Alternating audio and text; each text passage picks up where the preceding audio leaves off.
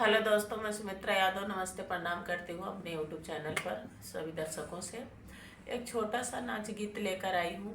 इसको सुनना, लाइक subscribe share जरूर करना, कमेंट करके बताना गीत कैसा लगा। मेरे चैनल का नाम है सुमित्रा सोहर 001। ऐसन सुशील मेरी बोल हो, पिया पापी न बोले। ऐसन सुशील मेरी बोल हो, पिया पापी न बोले।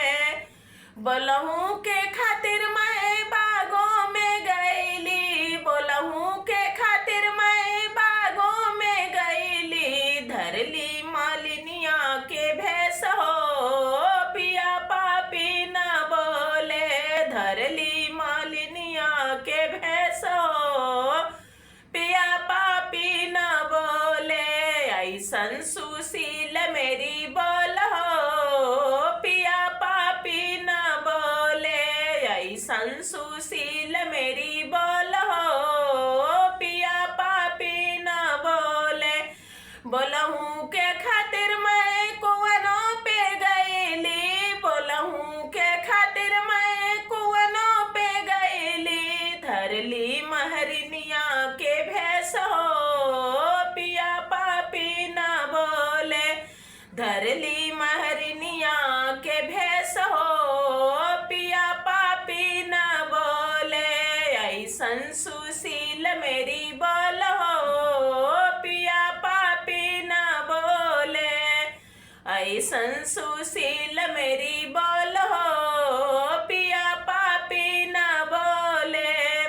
बोलहूँ के खातिर मैं महलों में गईली, बोलहूँ के खातिर मैं महलों में गईली। धरली मालिनी धरली रानियावा के भेष हो, पिया पापी न बोले। धरली रानियावा के भेष हो, पिया पापी न बोले।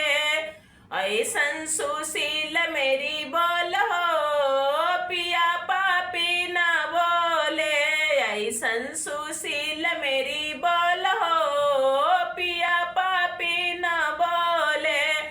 बोलहूँ के खातिर मैं सड़कों पे गईली, बोलहूँ के खातिर मैं सड़कों पे गईली।